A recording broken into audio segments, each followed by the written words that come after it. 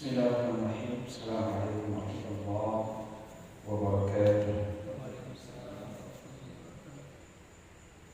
Alhamdulillahirabbil alamin wa bihi nasta'in ala umuri dunya wad din.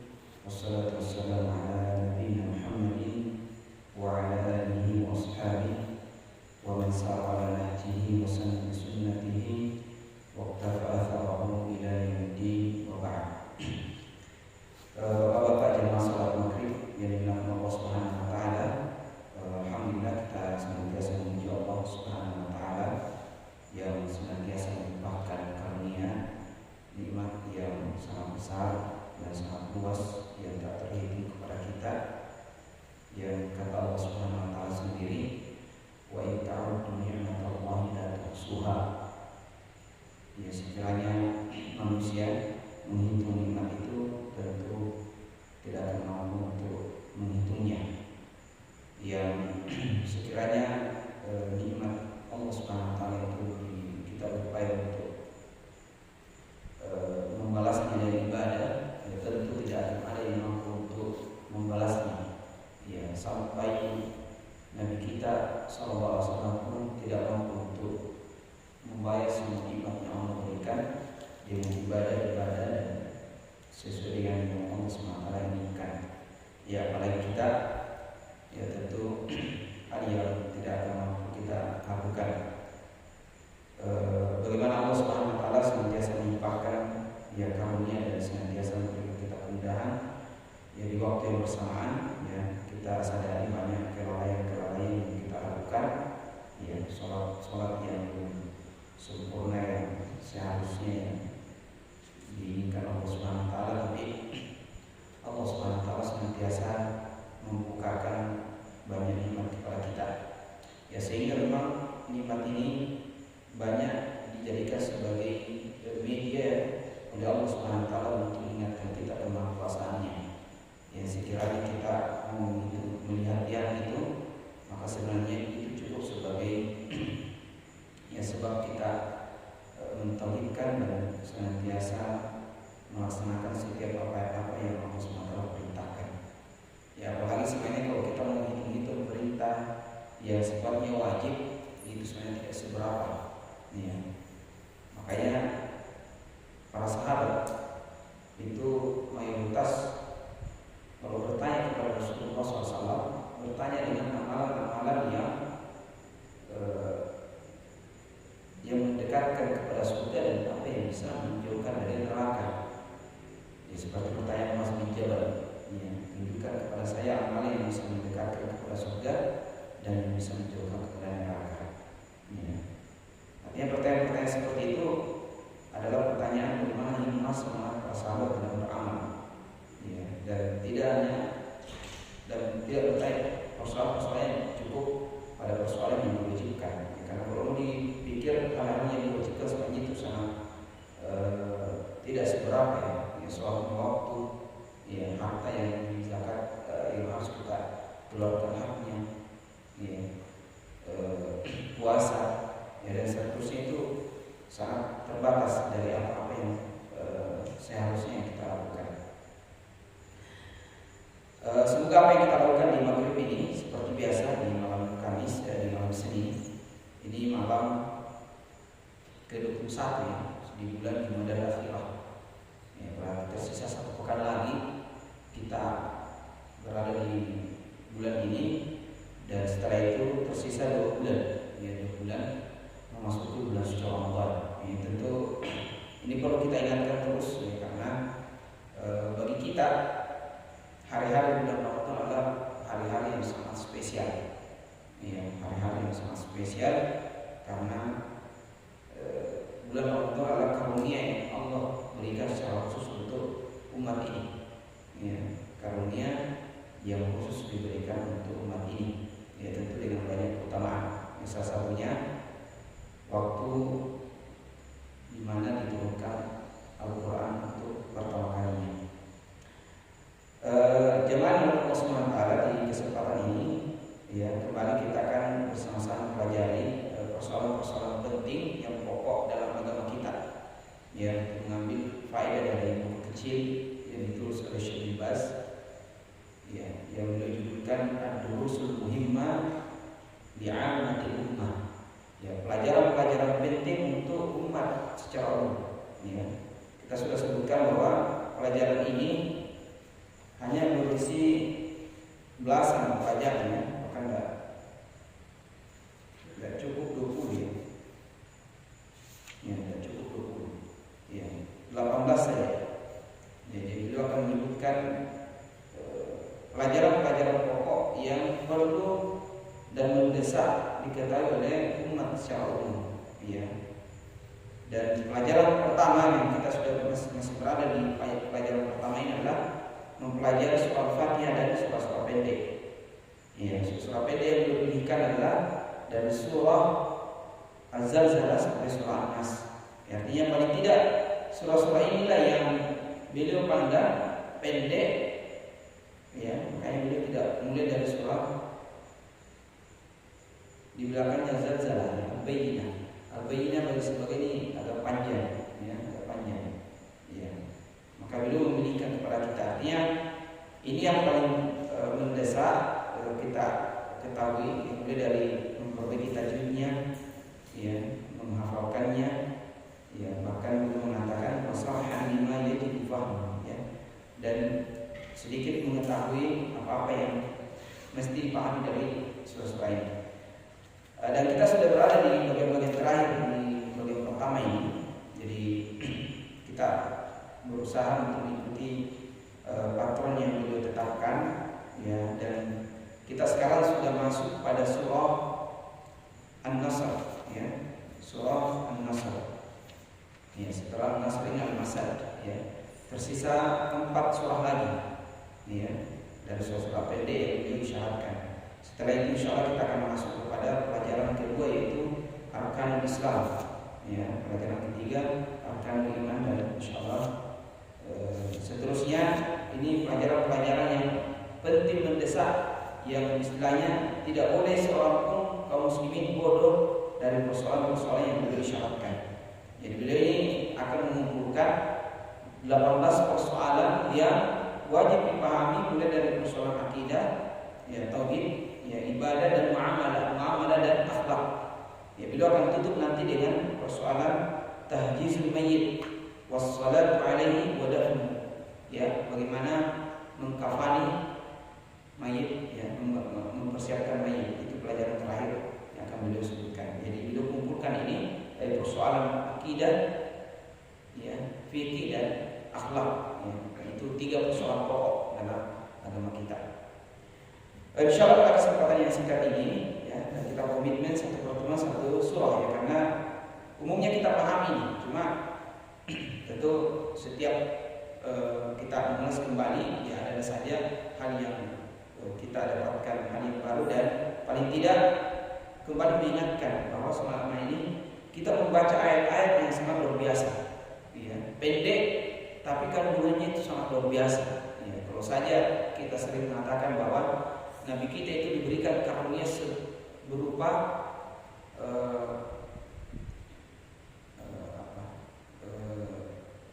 kalimat-kalimat yang singkat, ya, ya, kalimat-kalimat yang singkat. Ya.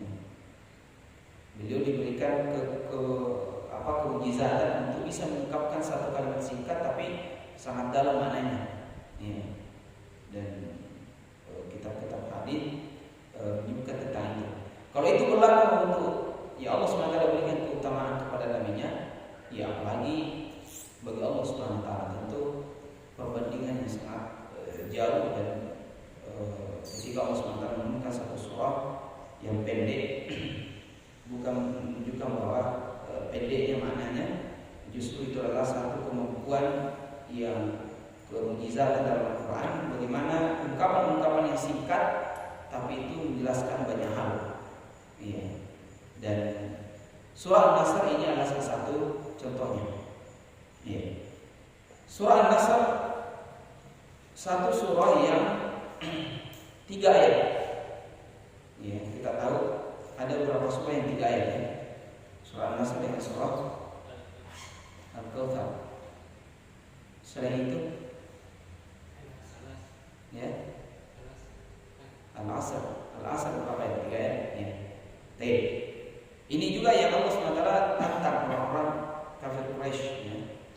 Kalau kita yang ditantang jelas tidak mampu ya. Karena kita bukan orang Arab ya.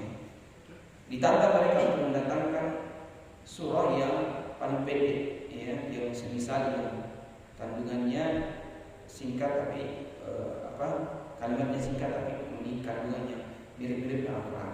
Yang mereka juga tidak mampu untuk melakukan itu. Sebagai ulama kita menyebutkan bahwa surah An-Nasr adalah surah yang paling terakhir turun secara lengkap. Ya, ini sedikit kita beri keterangan. Ya. Jadi surah An-Nasr adalah di antara surah yang turun atau salah satu pendapat bahwa surah yang paling turun secara lengkap. Karena surah ayat yang turun yang terakhir itu ada beberapa versi, ya, ada beberapa versi. Yang mengatakan al-yawma akmaltu lakum dinakum, ada beberapa versi. Tetapi yang turun secara lengkap itu hanya surah An-Nasr. Ya, surah An-Nasr ini dibuka dengan ayat dan di situ juga ada kalimat yang dijadikan sebagai nama surah. Idza jaa nasrullahi wal fath. Ketika datang pertolongan Allah dan kemenangan, ya, pembukaan kota. Wa ra'aitan nasa yadkhuluna fi dinillahi afwaja. Dan engkau wahai Muhammad akan melihat manusia masuk ke dalam agama Allah, ke dalam dinillah afwaja, secara berbondong-bondong. Fasabbih bihamdi rabbika wastaghfir innahu kana tawwaba. Ya, maka bertasbihlah dengan memuji Rabbmu dan beristighfarlah. Innahu kana tawwaba, ya, karena sesungguhnya Allah Maha penerima taubat. Olehnya, karena ini adalah surah yang paling terakhir itu secara lengkap, ya, artinya banyak kemungkinan ada ayat-ayat setelahnya tapi tidak lengkap. Dia melengkapi ayat yang lain, ya. Sebagaimana kita ketahui ayat itu turun tidak terutama surah-surah yang panjang, ya, tidak langsung dengan satu surah. Ya, kalau turun ayat modelnya itu Nabi kita akan memanggil juru tulis wahyu, ya, untuk menempatkan ayat ini di sini. Jadi dia katakan tempatkan ayat ini setelah yang terakhir kemarin, tidak begitu. Jadi kalau ada ayat turun akan diperintahkan letakkan ayat ini di sini, letakkan ayat ini di sini. Nah, begitu perintah Nabi kepada penulis wahyu. Makanya terkadang itu kalau kita lihat urutan ayat, terkadang ayat di awal itu turunnya lebih belakang dari ayat setelahnya. Ini seperti itu karena mekanismenya setiap ayat turun maka Allah SWT Nabi kita akan meminta kepada juru tulisnya, dan ada beberapa sahabat yang diamanahkan untuk itu, ya, akan diperintahkan untuk menempatkan pada tempat yang diarahkan oleh Nabi kita Sallallahu Alaihi Wasallam. Ya, termasuk urutan surah ini bukan sesuai dengan urutan turunnya Al-Quran. Ya.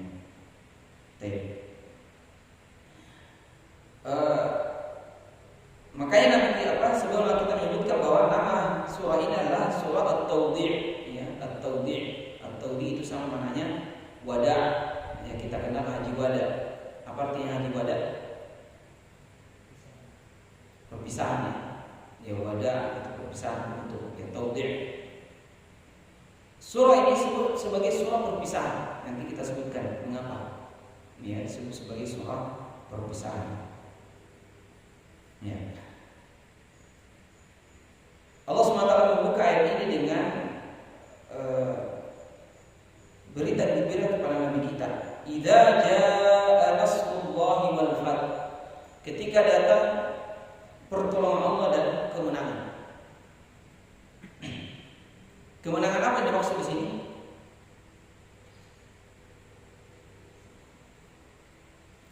Fathu apa yang dimaksud di sini? Fathu Mekah. Iya, Fathu Mekah. Iya. Idza jaa nasrullah. Meskipun maksudnya lama kita menyebutkan nasrullah dengan wal-fath ini adalah sama, mirip, ya. Ya, sama dengan kalau Allah SWT mengatakan tanazzalul malaikatu war-ruh, ya. ketika Lailatul Qadar, tanazzalul malaikatu wa ruhu fiha, berturunan di malam Lailatul Qadar itu malaikat dan ruh.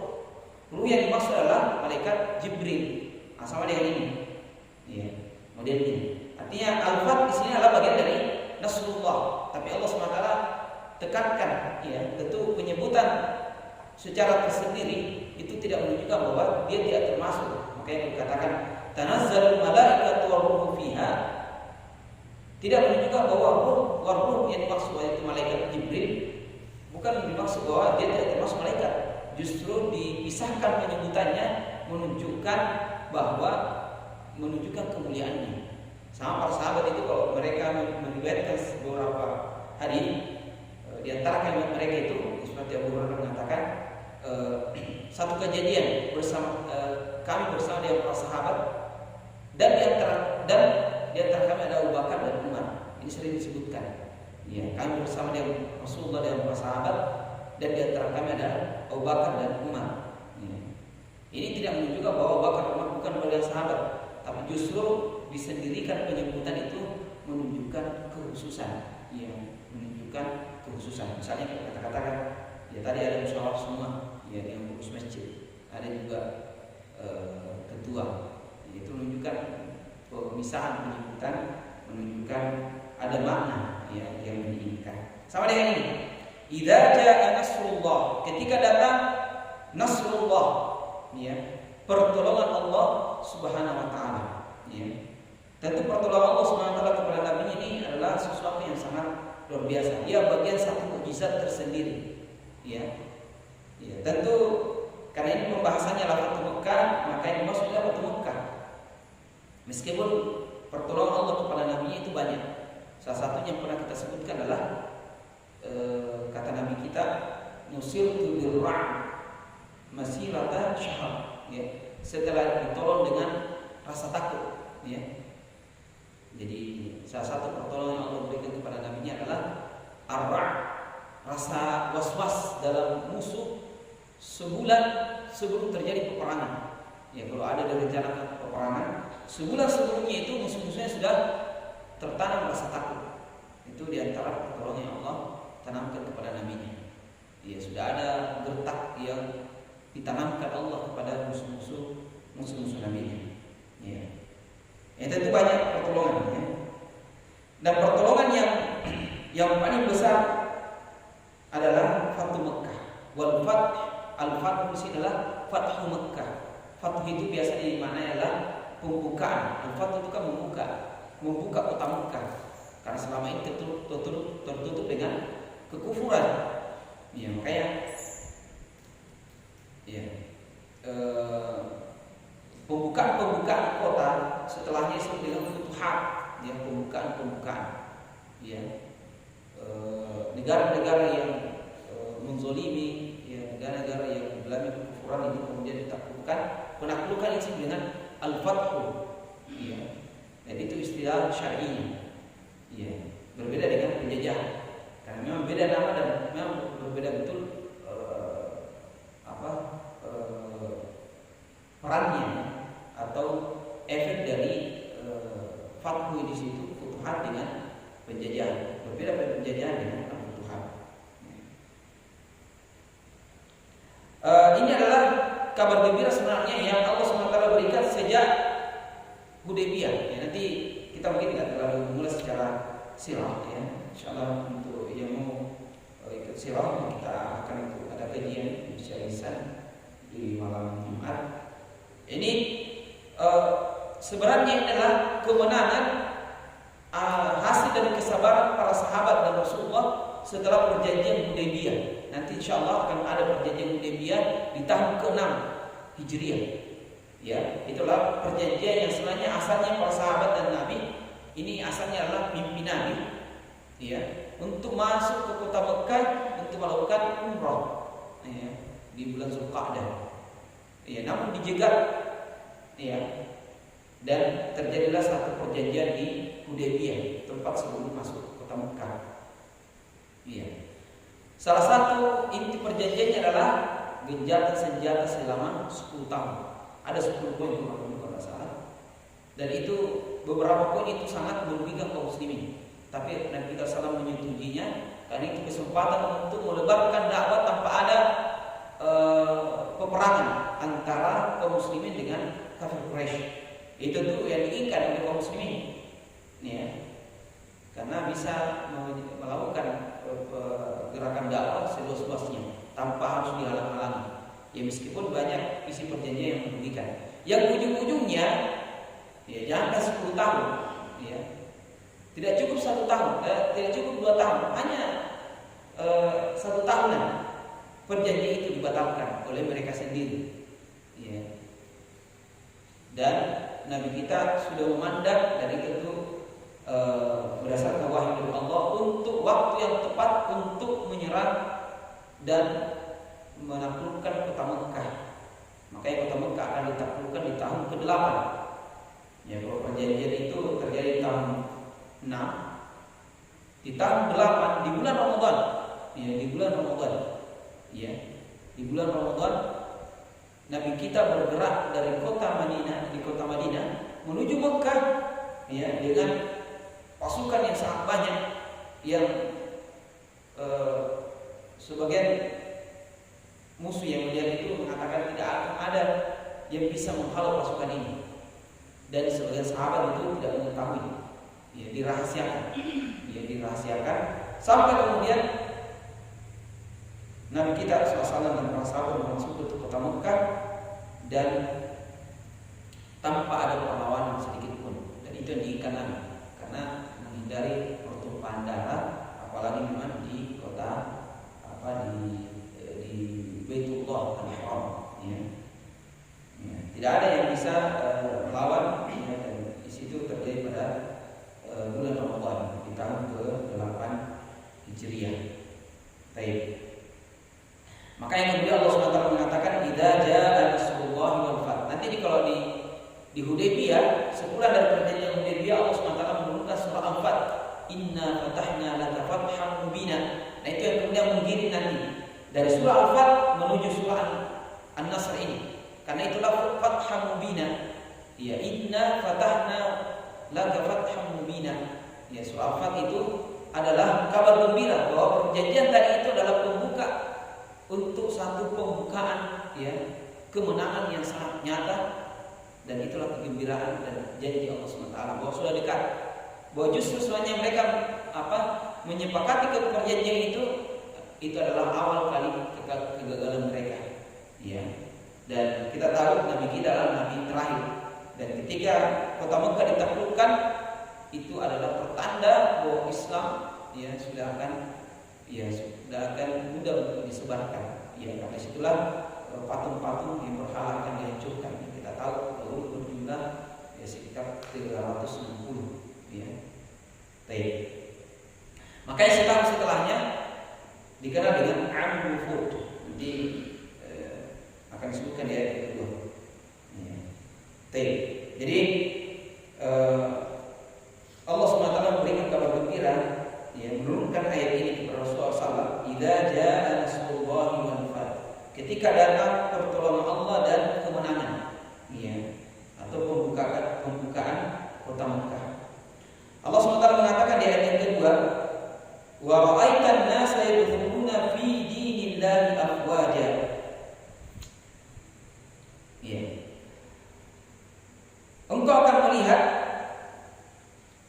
manusia masuk ke dalam agama Allah di Allah afwaja, secara berbondong-bondong. Ini yang kita maksud tadi. Jadi setelah Fatu Mekah itu manusia masuk ke dalam Islam ini secara berbondong-bondong. Ya, kalau dulu kan afwadan, ya, satu-satu masuk Islam. Iya. Ya, satu-satu.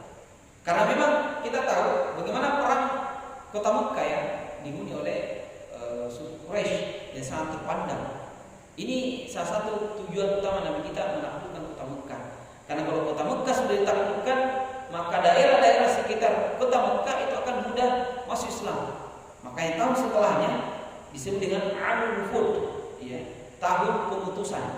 Jadi semua daerah-daerah di luar kota Mekah itu mengutus utusannya ke kota Mekah atau ke Madinah untuk menyatakan keislamannya. Iya.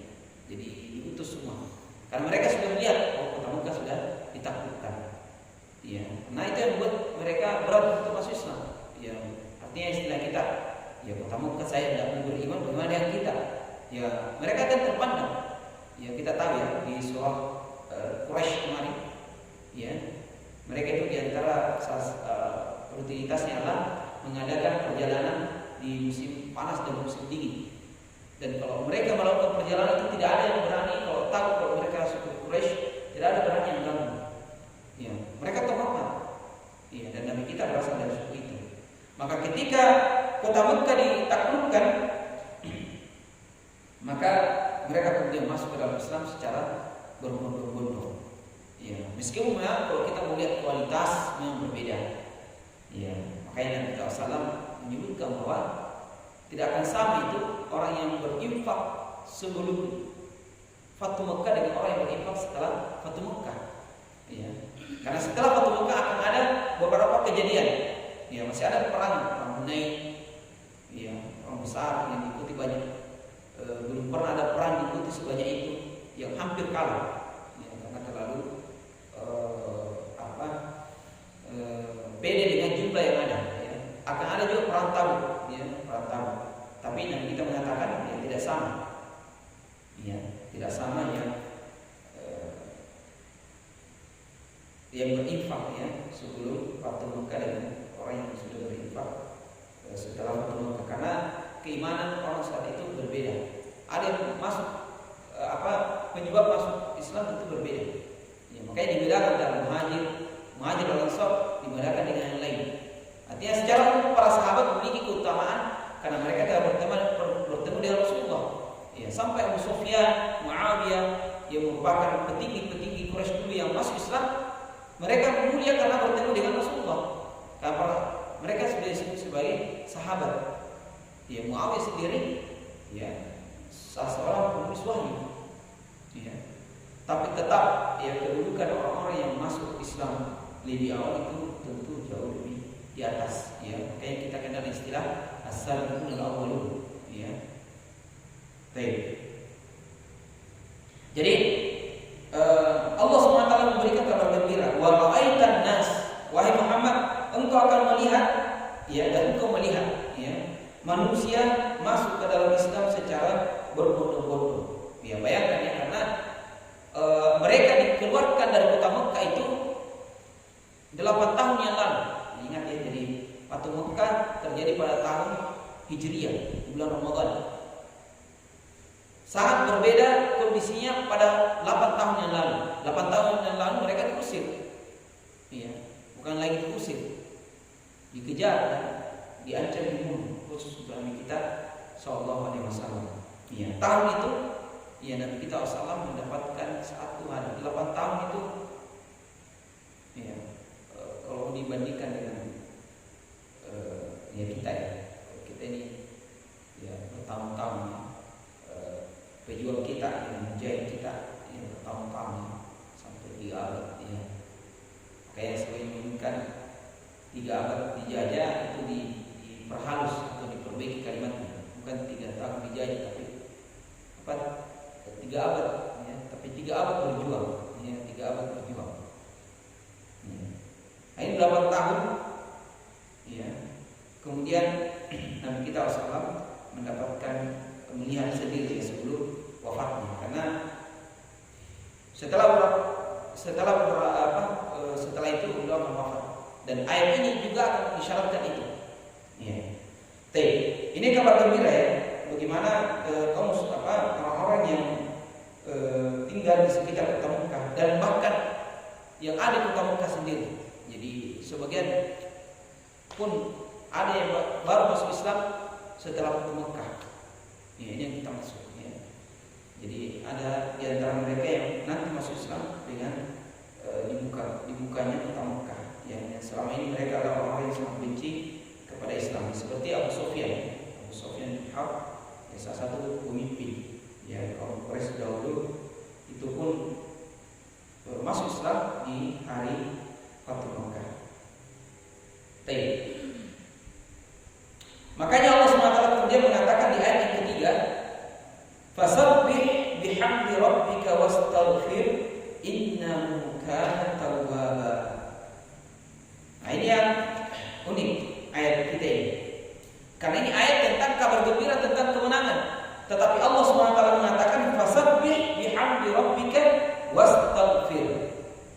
Fasabbih tasbih, ya.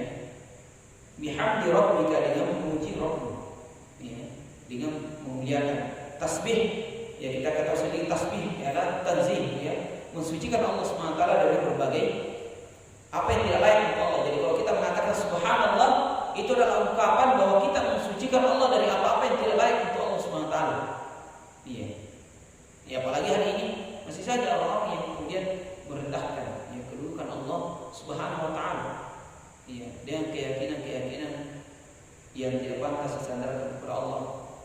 Iya. Ya, misalnya ada pertanyaan kepada seorang ustaz itu yang kemudian ustaz ini ya marah bercampur sedih menjawabnya. Ya, dikatakan ya mungkin karena kekurangan pemahamannya, mengatakan kan Allah itu maha berkehendak, ya, fa'al lima yasha, ya.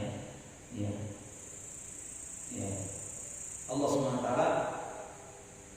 maha berkehendak, maha melakukan apa yang diinginkannya, fa'al lima yasha. Pertanyaannya, bagaimana kalau Allah SWT, kita ini sudah beribadah sesuai dengan sunnah, sesuai dengan petunjuk Nabi, kemudian Allah SWT menolaknya? Kan Allah maha berkehendak. Ya, makanya Ustaz menjawab dengan nada marah bercampur dengan kesedihan. Mau dari mana pertanyaan ini? Ya, bagaimana bisa bertanya dengan pertanyaan ini? Ya. Ini tidak layak disandarkan kepada Allah SWT. Ya. Ini diberikan percontohan sebelumnya. Kira-kira kalau ada seorang atasan memberikan ada bawahannya memiliki kinerja yang sangat bagus, ya, dia bekerja sesuai aturan, dia masuk sesuai dengan jam yang ditentukan, dia keluar pulang dari kantor sesuai dengan aturan, ya, bahkan tidak ada pelanggarannya, ya. Apa yang dilakukan oleh si pimpinannya, ya, maka semua menjawab bahwa dia memberikan perlakuan yang khusus, ya, dan pasti dia akan memberikan hak-haknya. Maka setelah mengatakan kalau ini terjadi kepada manusia, bagaimana dengan Allah SWT? Ya, jadi Allah SWT betul bisa melakukan sesuai dengan kehendaknya, tapi Allah SWT juga tidak akan pernah berbuat kezaliman sama sekali. Ya. Kalau saja itu terjadi pada manusia, bagaimana dengan Allah SWT? Ya, dan hal-hal yang aneh lainnya. Ya, seperti ketika kita membela umat Allah SWT, ya, dianggap bahwa Allah kita itu lemah. Kalimat-kalimat yang sangat tidak pantas, ya, disandarkan kepada Allah Subhanahu wa taala. Maka kalimat kita subhanallah itu harusnya diikuti dengan satu pemaknaan bahwa kita mengucapkan itu sambil, ya, mengakui bahwa kita mensucikan Allah dari semua hal-hal yang tidak layak untuk Allah Subhanahu wa taala. Ya. Wastaghfir, bertasbih dan beristighfar. Ya. Ulama kita banyak mengomentari ayat ini menunjukkan bahwa lihatlah amalan Nabi kita Rasulullah selama 23 tahun. Karena kan di ayat kehidupan beliau, ya. Amalan 23 tahun Nabi kita Rasulullah tentu kita tahu, ya. Beliau mengamalkan dengan tidak ada sama sekali keinginan duniawi, ya, bahkan nyawa beliau pertaruhkan, ya. Tapi beliau diperintahkan untuk beristighfar. Ya, ini kalimat yang biasa disebutkan awal ulama kita menyebutkan ini. Ya, Nabi kita beramal dengan bisa dikatakan sudah totalitas, tetapi ketika Allah SWT sudah memberikan satu kemenangan, ujung dari perjuangannya, ya, ketika dibuka kota Mekah, Allah SWT mengatakan, ketika kau sudah melihat itu kota Mekah dibuka, manusia masuk Islam berbondong-bondong, ya, dengan hasil, ya, dengan sebab, ya,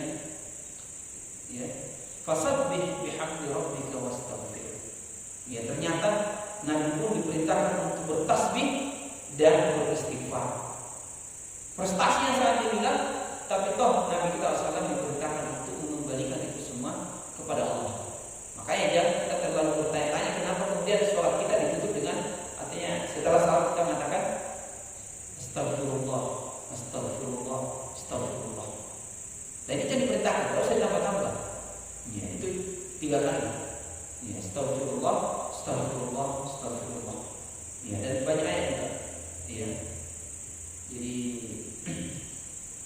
setiap amalan ya kita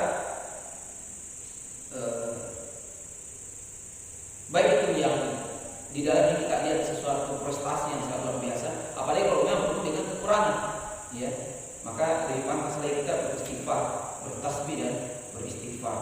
Jadi ada dua hal di sini, ya at-tasbih, ya bertasbih kepada Allah Subhanahu Wa Taala. Karena memang, ya pertama salah satu mana yang bisa kita pahami dari ayat ini bahwa memang bagaimanapun Nabi kita sudah totalitas, beliau paham bahwa apa yang beliau lakukan tentu tidak sampai kepada apa yang seharusnya.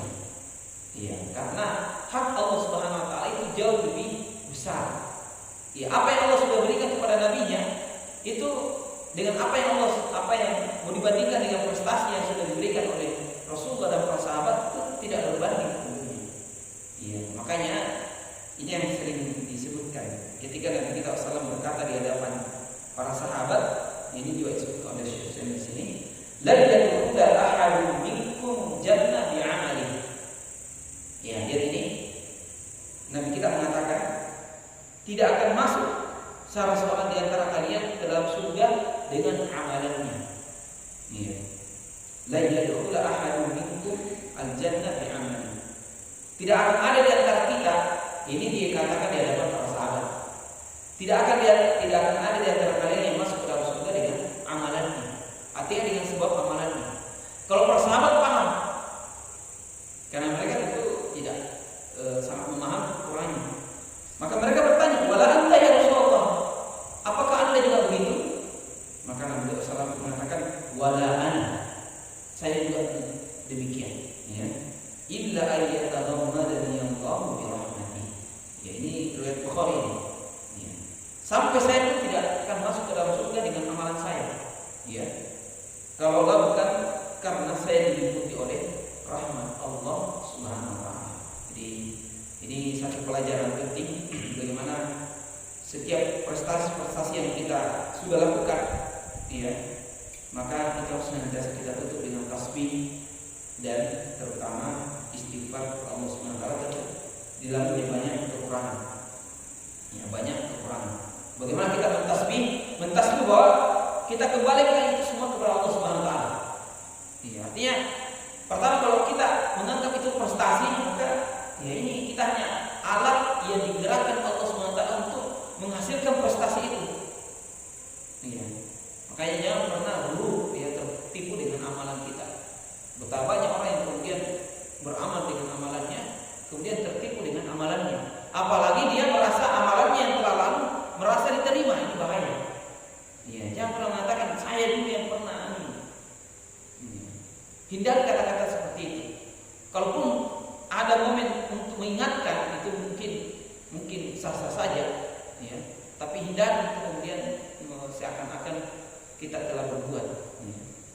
Makanya Allah SWT mengatakan wa'bud rabbaka hatta ya'tiyakal yaqin. Ya. Sembahlah Rabbmu sampai datang kepada yang namanya al-yaqin, yaitu kematian. Ya. Karena tidak ada jaminan. Ya, kita yang dahulu sudah beramal, ya kita tidak tahu, ya sudah diterima atau tidak. Jadi ini penting bagaimana Nabi kita dihadapkan dengan amalan di satu prestasi yang sangat gemilang, tapi toh beliau tetap diperintahkan fasabbih bihamdi rabbika wastaghfir. Ya, salah satu contohnya adalah salat kita. Makanya Nabi kita SAW setelah itu, ya seperti riwayat Bukhari yang disebut oleh istri beliau Aisyah, setelah beliau sholat beliau itu banyak zikir beliau itu tentang tasbih dan istighfar. Ya. Kata Aisyah bahwa setelah turun surah Al-Asr, An-Nasr, ya beliau banyak membaca doa dalam rukuk dan sujudnya. Salah satu zikir sujud dan rukuk yang kita ketahui, yang kita tahu kan yang paling masyhur adalah Subhana rabbiyal azim ketika rukuk dan Subhana rabbiyal a'la ketika sujud. Ada zikir yang di dalamnya mencakup dua hal ini. Fasabbih bihamdi rabbika wastaghfir. Seperti kata Aisyah, belum berbanyak subhanakallahumma rabbana wa bihamdik Allahumma firli. Ini berbanyak. Ya, tidak ada batasan. Dan subhana rabbiyal azim dan subhana rabbiyal a'la juga tidak ada batasan sebenarnya. Ya, yang wajib itu satu. Yang dua itu yang wajib satu ya. Yang sunnah adalah selebihnya. Jadi kalau sudah mengatakan subhana rabbiyal azim atau subhana rabbiyal a'la ketika sujud, maka itu sudah cukup. Ya, itu yang wajib. Yang wajib adalah satu kali. Dan zikir yang diperbanyak Nabi kita sallallahu sejak turunnya surah An-Nasr adalah subhanakallahumma rabbana wa bihamdik Allahumma ighfirli. Ini perlu juga diperbanyak. Ya. Ini mencakup dua hal. Subhanakallahumma rabbana wa bihamdik Allahumma ighfirli. Diperbanyak saja ini. Makanya kalau kita pernah melihat imam lama rukuk dan lama sujud, maka ini diantara yang diperbanyak dibaca. Dan Nabi kita salah juga seperti itu. Ya. Sholat beliau itu seimbang. Kalau beliau lama berdiri, maka begitu pun dekat.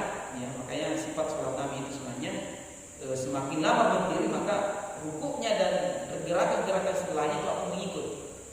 Ya. Rukuknya akan mirip-mirip dengan lamanya beliau berdiri. Tetapi itu biasa dilakukan ketika sholat malam, ya, tetap sendiri. Ya, kalau imam tentu melihat maslahat jamaah. Jadi ini perlu diperbanyak. Apalagi memang ulama kita mengatakan persoalan kekhusyuan, salah satu yang mempengaruhi kekhusyuan kita adalah adanya variasi dalam bacaan sholat. Jangan itu terus. Iya. Kalau ada ikhtiar, jangan ini wajah ini dari itu salah satu. Atau ada yang menghafal Allahumma ba'id, jangan Allahumma ba'id terus. Iya, bahkan kalau kita menunjukkan ada tidak kurang dari 10 jenis doa iftitah. Iya. Ada Allahumma rabb Jibril wa Mikail. Karena kalau kita itu terus, ya, itu kan otomatis sehingga hilang yang namanya istilah apa ya? Kekhusyuan. Karena sudah otomatis Allahu Akbar, Allahumma ba'id, kan otomatis. Tapi kalau kita memilih, ada jeda kita memilih, maka kan kita akan menghadirkan perhatian kita ketika memilih itu.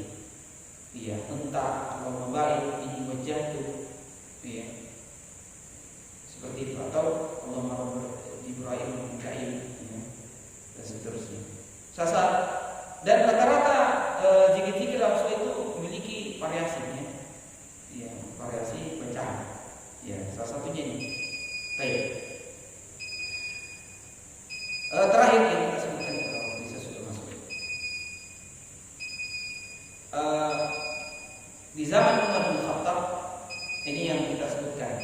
Surah ini disebut dengan surah At-Tawdi', surah perpisahan. Ketika zaman Umar bin Khattab, ya kata Syekh di sini, ada satu rahasia yang agung dari ayat ini yang la yatafattanu lahu illa al-adqiya, yang tidak akan dipahami kecuali orang yang cerdas. Ya tentu kalau kita hari ini kan tinggal dibaca. Tapi di zaman para sahabat itu tidak bisa dibaca dengan baik, isyarat itu. Nah, ketika Umar bin Khattab mengumpulkan para peterang Badar, diikutkan Abdullah bin Abbas. Abdullah bin Abbas itu salah satu menteri Umar, itu sangat muda. Mereka protes, kenapa ikut anak ini? Kami juga punya anak di rumah. Kalau mau diikutkan, maka Umar bin Khattab suatu hari menguji mereka. Apa menurut kalian maksud dari ayat ini? Idza jaa nasrullahi wal fath sampai ayat terakhir. Maka mereka mengatakan ini ayat perintah untuk beristighfar, bertahmid, berita tentang kabar berita tentang Fatu Makkah dan seterusnya. Dan ada yang mengatakan kami tidak tahu. Ketika Abdullah bin Abbas ditanya, apa menurutmu? Maka beliau mengatakan, saya tidak memahami ayat ini kecuali dekatnya ajal Nabi kita sallallahu alaihi wasallam. Iya.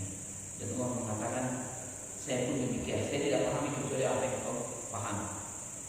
Dan Umar mengatakan dengan alasan ini semuanya saya ikutkan Abdullah bin Abbas dalam majelis kita karena keilmuannya jauh lebih daripada kita semua.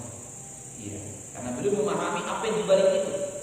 Iya. Apa yang dibalik itu. Karena memang surah ini menunjukkan dekatnya ajal Nabi kita sallallahu. Nah, beliau memberitakan banyak beristighfar.